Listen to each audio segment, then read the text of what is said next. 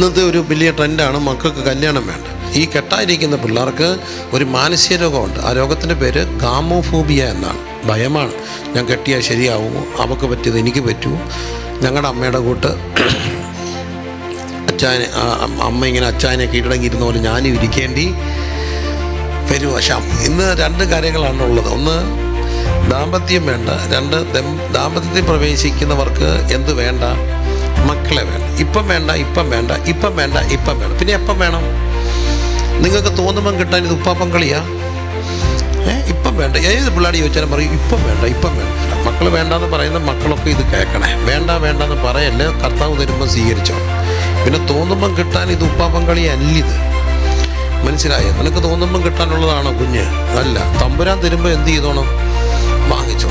ഇല്ല, ഈ ഒരു 10-20 വർഷം കഴിഞ്ഞാൽ എനിക്ക് ചോദിക്കേണ്ടി വരാത്ത ഒരു ചോദ്യം ഞാനിപ്പം ചോദിക്കാം. ഒരു 20 വർഷം കഴിഞ്ഞ് ഇപ്പം ജെൻസി അല്ലേ, പിന്നെ ആൽഫയാണ്, ഇനി ബീറ്റ വരും. അപ്പോൾ അന്ന് നമുക്ക് ചോദിക്കേണ്ടാത്ത ഒരു ചോദ്യം ഞാനിപ്പം ചോദിക്കാം.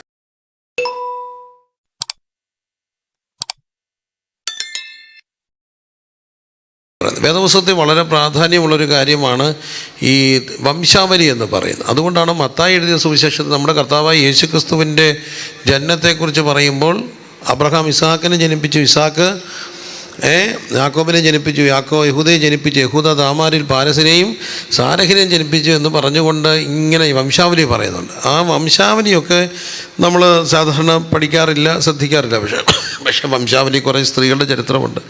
എന്തിനായിരിക്കാം വംശാവലിക്ക് ഇത്രയും പ്രാധാന്യമുള്ളത്? ഞാൻ മനസ്സിലാക്കുന്നൊരു കാര്യം, കുടുംബം ദൈവത്തിൻ്റെ ഒരു പദ്ധതിയാണ്. അതുകൊണ്ടാണ് എഫേസ്യർ വായിക്കുന്നു, സകല കുടുംബത്തിനും പേറ് വരുവാൻ കാരണമായ പിതാവാം ദൈവത്തിൻ്റെ സന്ധിയിൽ ഞാൻ എന്ത് ചെയ്യുന്നു, അവനും ഇവനും അവിടെ ജനിച്ചു എന്ന് പറയും. അപ്പോൾ നമ്മുടെ പിതാക്കന്മാരുടെ പേര്. അപ്പോൾ ഇന്ന് ഈ ഒരു വംശാവലി ഇല്ലാതാകുന്ന ഒരു ആധുനിക ട്രെൻഡാണ് ക്രൈസ്തവ ലോകത്തിൻ്റെ അപകടം. അത് പറഞ്ഞേ ഒക്കത്തുള്ളൂ. ഞാനത് പോകുന്നിടത്തെല്ലാം പറയാറുണ്ട്. എന്നാ കാര്യം ചോദിച്ചാൽ, ഇന്നത്തെ ഒരു വലിയ ട്രെൻഡാണ് മക്കൾക്ക് കല്യാണം വേണ്ട. എത്രയോ അപ്പന്മാർ എന്നോട് പറഞ്ഞിട്ടുണ്ട്, എൻ്റെ പൊന്നു ഭാഷ ഇവളെ പഠിപ്പിക്കണ്ടായിരുന്നു. ഇവളെ അല്ല, സത്യമാണേ, 9ാം ക്ലാസ്സിലും 10ലും തോറ്റ ഏതെങ്കിലും പെണ്ണ് കെട്ടാൻ നിൽപ്പുണ്ടോ? 10ൽ തോറ്റ ഏതെങ്കിലും പെണ്ണ് കെട്ടാൻ നിൽപ്പുണ്ടോ? ഇല്ല. ഉണ്ടോ? ഇല്ല. അവൾ കെട്ടിപ്പോയി. PhD ഉള്ളതിന് എന്ത് കിട്ടുന്നില്ല? ചെറുക്കനെ കിട്ടുന്നില്ല. അപ്പോഴാണ് അച്ചായൻ പറയുന്നത് എന്ത് തെറ്റായിപ്പോയി. PhD ഉള്ളതിന് ചെറുക്കനെയും കിട്ടുന്നില്ല, അവൾക്ക് കെട്ടുകയും വേണ്ട. ഇതാണ് പ്രശ്നം. ഈ കെട്ടായിരിക്കുന്ന പിള്ളേർക്ക് ഒരു മാനസിക രോഗമുണ്ട്. ആ രോഗത്തിൻ്റെ പേര് ഗാമോഫോബിയ എന്നാണ്. ഭയമാണ്. ഞാൻ കെട്ടിയാൽ ശരിയാവുമോ, അവൾക്ക് പറ്റിയത് എനിക്ക് പറ്റുമോ, ഞങ്ങളുടെ അമ്മയുടെ കൂട്ട് അമ്മ ഇങ്ങനെ അച്ചായനെ കീഴടങ്ങിയിരുന്ന പോലെ ഞാനും ഇരിക്കേണ്ടി വരും. പക്ഷെ അമ്മയത് സന്തോഷത്തോടെ ചെയ്യേണ്ടെന്നുള്ള മനസ്സ് അമ്മ എന്തൊരു സന്തോഷമാണ്. ഒരു വീട് നിങ്ങൾ ചോദിച്ചോട്ടെ, ഈ സ്കൂളിലൊക്കെ ചെല്ലുമ്പോൾ നമ്മൾ കൊച്ചിലെ വാട്ട് ഈസ് യുവർ മദർ എന്ന് ചോദിച്ചപ്പോൾ എന്താ എഴുതിയത്?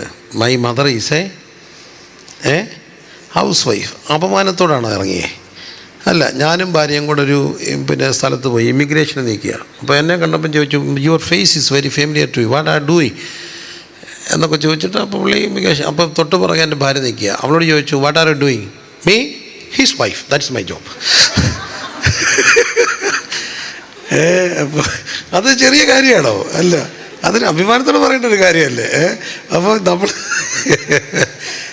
ഈ കുടുംബം പണിയെന്ന് പറയുന്നത് ചെറിയൊരു കാര്യമൊന്നുമല്ല, ദൈവത്തിൻ്റെ പണിയുടെ ഭാഗമാണ്. അപ്പോൾ ഇന്ന് രണ്ട് കാര്യങ്ങളാണുള്ളത്. ഒന്ന്, ദാമ്പത്യം വേണ്ട. രണ്ട്, ദാമ്പത്യത്തിൽ പ്രവേശിക്കുന്നവർക്ക് എന്ത് വേണ്ട? മക്കളെ വേണ്ട. ഇപ്പം വേണ്ട, ഇപ്പം വേണ്ട, ഇപ്പം വേണ്ട, ഇപ്പം വേണം. പിന്നെ എപ്പം വേണം? നിങ്ങൾക്ക് തോന്നുമ്പം കിട്ടാൻ ഇത് ഉപ്പാപ്പം കളിയാ? ഇപ്പം വേണ്ട. ഏത് പിള്ളേർ ചോദിച്ചാലും പറയും ഇപ്പം വേണ്ട, ഇപ്പം വേണ്ട. ഒരു കൊച്ചിനെ ഭർത്താവും ഭാര്യയും കൂടെ പ്രാർത്ഥിച്ച് 5 പിള്ളേരുണ്ടായപ്പോൾ അമ്മ നാട്ടിൽ നിന്ന് പാസ്റ്ററെ വിളിച്ച് പറഞ്ഞേക്കുന്നത്, ഇനിയും കൊച്ചുണ്ടായി ഞാൻ പാസ്റ്ററെ നാട്ടിൽ ഇറക്കത്തില്ല. കാരണം പാസ്റ്റർ ഓരോ കൊച്ചുണ്ടാകുമ്പോൾ എന്തോ ചെയ്തു, ഇനിയും പ്രാർത്ഥിച്ച് ബന്ധിച്ചോണം. ആരുടെ ജോലിയാ? പാസ്റ്റർ ജോലി. അപ്പോൾ ഈ അമ്മയുടെയൊക്കെ വിവരം എന്താ? ഈ മക്കൾ മോശമാണ്, മക്കൾ ദാനല്ലേ, മക്കൾ വേണ്ടാത്തൊരു ട്രെൻഡാണ്. അതാണ് ഈ യായിരിൻ്റെ. കാരണം ഈ മക്കളില്ലാതെ പോയാൽ ഇനി യായിരിൻ്റെ മകൻ, ഖീശൻ്റെ മകൻ എന്ന് പറയാൻ ആരും കാണത്തില്ല. പറയോ? ഇല്ല. തുണ്ടത്തിലെ അവറാച്ചൻ്റെ മോൻ, തുണ്ടത്തിൽ കുഞ്ഞുവൻ്റെ മോൻ, തുണ്ടത്തിലെ പ്രിൻസിൻ്റെ മോൻ എന്ന് പറയണമെങ്കിൽ പ്രിൻസിൻ്റെ മക്കൾ വേണ്ടേ? അത് ഇല്ലാതാക്കാനാണ് ഈ പിശാച ആ റൂട്ട് അങ്ങ് കട്ട് ചെയ്യും. അതുകൊണ്ടാണ് പറയുക, എന്തോ വേണ്ട, മക്കൾ വേണ്ട. മക്കൾ വേണ്ടാന്ന് പറയുന്ന മക്കളൊക്കെ ഇത് കേൾക്കണേ. വേണ്ടെന്ന് പറയല്ലേ, കർത്താവ് തരുമ്പോൾ സ്വീകരിച്ചോണം. പിന്നെ തോന്നുമ്പം കിട്ടാൻ ഇത് ഉപ്പാപ്പം കളി അല്ലിത്, മനസ്സിലായോ? നിനക്ക് തോന്നുമ്പം കിട്ടാനുള്ളതാണോ കുഞ്ഞ്? അല്ല. തമ്പുരാൻ തരുമ്പോൾ എന്ത് ചെയ്തോണം? വാങ്ങിച്ചോണം. തമ്പുരാൻ തരുമ്പോൾ വാങ്ങിച്ചോണം. അപ്പം ഞാനെൻ്റെ ഒരു മോള് വന്നേ. അപ്പോൾ ആ മോളോട് ഞാൻ സംസാരിച്ചപ്പോൾ അവൾ പറഞ്ഞു അവൾ കെട്ടാൻ തന്നെ സമ്മതമല്ലായിരുന്നു. അവസാനം സമ്മതിച്ചപ്പം വിത്ത് കണ്ടീഷനാണ്, കുഞ്ഞ് വേണ്ടെന്ന് പറയുന്ന ഒരാളെ കെട്ടണം, അല്ലെങ്കിൽ ഒരു കുഞ്ഞ് മതി എന്ന് പറയുന്ന ഒരാളെ കെട്ടണം. അപ്പം ഞാൻ അവളോട് ചോദിച്ചു, നീ എത്രാമത്തെയാണ്? അപ്പോൾ അവൾ പറഞ്ഞു 3-മത്തെയാണ്. ഞാൻ അവളോട് പറഞ്ഞു, നിൻ്റെ അമ്മ 1 മതിയെന്ന് പറഞ്ഞപ്പോൾ മതിയായിരുന്നെങ്കിൽ നീ കാണുമായിരുന്നു. ഇല്ല. ഇനി ഒരു 10-20 വർഷം കഴിഞ്ഞാൽ എനിക്ക് ചോദിക്കേണ്ടി വരാത്ത ഒരു ചോദ്യം ഞാനിപ്പം ചോദിക്കുക. ഒരു 20 വർഷം കഴിഞ്ഞ്, ഇപ്പം ജെൻസി അല്ലേ, പിന്നെ ആൽഫയാണ്, ഇനി ബീറ്റ വരും. അപ്പോൾ അന്ന് നമുക്ക് ചോദിക്കേണ്ടാത്ത ഒരു ചോദ്യം ഞാനിപ്പം ചോദിക്കുക. 2-മത്തെ മക്കളൊന്ന് കൈപൊക്കാമോ? വീട്ടിൽ 2-മത്തെ മക്കൾ. ദൈവം അനുഗ്രഹിക്കട്ടെ. ഒത്തിരി പേരുണ്ട്. 3 പുറയിരിക്കുന്ന ആൾ എത്രയോ ആകാശം മുട്ട കൈപൊക്കി അഭിമാനത്തോടെ. ദൈവം അനുഗ്രഹിക്കണം. 3-മത്തെ മക്കളൊന്ന് കൈവെക്കാം. 3. ദൈവം അനുഗ്രഹിക്കട്ടെ. 4-മത്തെ മക്കൾ ഒന്ന് കൈവെക്കാം. 4. ഇവരെല്ലാം നോക്കിക്കണം, ഇവരെല്ലാം ഒരു 50+ ആണ്. 30-ന് താഴെ ആരെങ്കിലും 4-മത്തെ മക്കളുണ്ടോ? 30-ന് താഴെ, 30 വയസ്സ് താഴെയുള്ള 4-മത്തെ ഒരു കുഞ്ഞ് ഈ സദസ്സിരിപ്പുണ്ടോ? ഉണ്ടോ? ഇല്ല. നിങ്ങൾ ചിന്തിക്കണം. 30 വയസ്സ് താഴെയുള്ള 4-മത്തെ ഒരു കുഞ്ഞ് ഇവിടെ ഇരിപ്പുണ്ടോ? കൈവെക്കോ? ഇല്ല. 5-മത്തെ കുഞ്ഞ് കൈവെക്കേക്ക്. 5. ഷൈനി ചേച്ചി 5 കുറേ പേര് പൊക്കി. അതും നോക്കി. എല്ലാവരും മേക്കപ്പൊക്കെ ഉണ്ടല്ലോ, ഒറ്റ നോട്ടത്തെ അറിയാം പ്രായം. അപ്പോൾ 5 അതെല്ലാം 50+ ആണ്. 50+ ആണ്. നോക്കിക്കോ. 5. 6. ദൈവം അനുഗ്രഹിക്കട്ടെ. 6. 7. ദൈവം അനുഗ്രഹിക്കട്ടെ. 8. 8 ഒരാൾ. ഒരാൾ 8. നല്ലപോലെ പൊക്കം വെച്ച് 8. 2 പേരുണ്ട്. അങ്ങനെയുണ്ട്. 8. 9. ഒരാൾ. 1, 2, 9. സ്വത്രം 9. 10 ഉണ്ടോ? ഇല്ല. 11 ഇല്ല. 11 പറയുമ്പം കൊച്ചനെ ഇങ്ങനെ അത്ഭുതപ്പെട്ട് നോക്കുന്നേ. 11, 12 ഇല്ല. 13 ഇല്ല. ഞാൻ ഏറ്റവും കൂടുതൽ കണ്ടിട്ടുള്ളത് 14 ആ അപ്പച്ചനും അമ്മച്ചയും കാണാൻ വേണ്ടി ഞാൻ പോയി.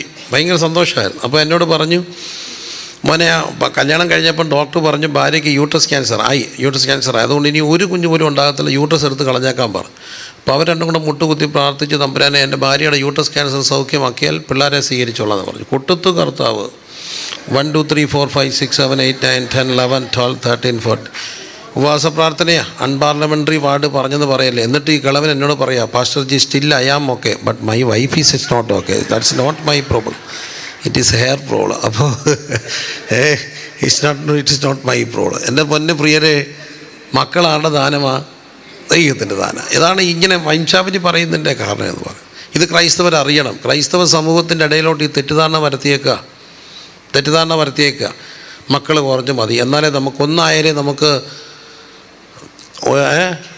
2 നമുക്ക് പ്രോപ്പർ എഡ്യൂക്കേഷൻ കൊടുക്കാനൊക്കത്തുള്ളൂ. എൻ്റെ ഒരു സുഹൃത്ത് മലപ്പുറത്ത് പോയി, നടന്ന കാര്യം ഞാനിത് ലൈവിലൂടെ പറയാം. അപ്പോൾ അവനത് നല്ല ദിശാബോധം നൽകുന്ന ഒരു സ്വാത്വികനായ, വളരെ വായനാശീലമൊക്കെ ഉള്ളൊരു ഉന്നത ചിന്തയൊക്കെ ഉള്ളൊരു സഹോദരൻ. അപ്പോൾ അവന് ഒരാഗ്രഹം ഉണ്ടായിരുന്നു ട്യൂഷൻ പഠിപ്പിക്കണം. അങ്ങനെ ഒരിടത്ത് പോയിട്ട് ഒരു സ്ഥലത്ത് ട്യൂഷൻ പഠിപ്പിക്കുകയാണ്. ട്യൂഷൻ പഠിപ്പിച്ചിട്ട് വളരെ തുച്ഛമായൊരു ഫീസിൽ താമസിച്ച് ലളിത ജീവിതം നയിക്കുന്ന ഒരു മഹാചിന്തകളുള്ള ഒരു സുഹൃത്താണ്. ഇന്നൊരു വൈദികനാണ്.